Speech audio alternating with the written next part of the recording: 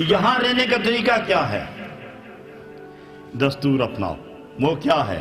لا الہ الا اللہ محمد الرسول اللہ، یہ دستور ہے۔ ہاں، اس کے پہنائی میں، اس کے دامن میں دستور بھرے پڑے ہیں۔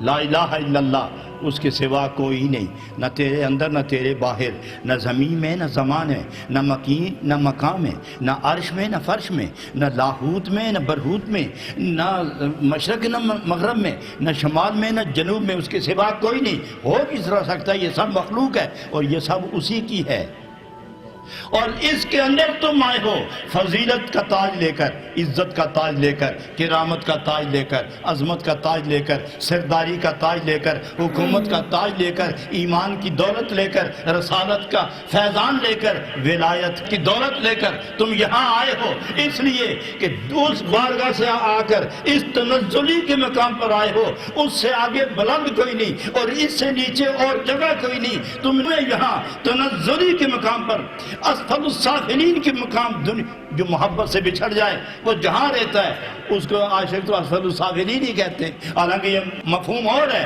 لیکن تم انتہائی پستی پر ہو اور وہ انتہائی بلندی ہے۔ ہم تمہیں بتانے آئے ہیں کہ پستی میں رہ کر بلندیوں کے مزے حاصل کرو، وہ ہم بتانا چاہتے ہیں کہ وہ تم کس طرح پستی میں رہ کر بلندیوں کی پرواز کرو گے۔